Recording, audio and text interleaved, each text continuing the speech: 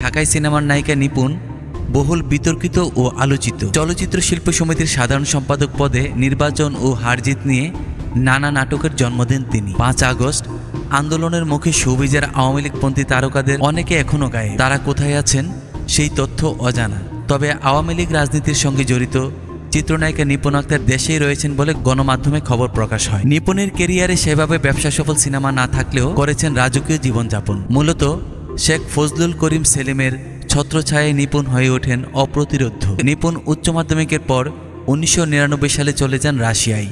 সেখানে Moscow state বিশ্ববিদ্যালয় থেকে কম্পিউটার সায়েন্সে স্নাতক ডিগ্রি অর্জন করেন। 2006 সাল পর্যন্ত নিপুণ তার স্বামী এবং এক মেয়ে অনিশার সঙ্গে লস অ্যাঞ্জেলসে থাকতেন। অনেক আগেই স্বামীকে ডিভোর্স দিয়েছিলেন তিনি। নিপুণের অভিনীত প্রথম সিনেমা রত্ন গর্বা মা, কিন্তু সিনেমাটি আজও আলোর মুখ দেখেনি। 2006 সালে এফআই মানিক পরিচালিত পিতার আসন চলচ্চিত্রের মাধ্যমে রূপালী পর্দায় পা রাখেন নিপুণ। এরপর বেশ কিছু সিনেমায় অভিনয় করেছেন তিনি।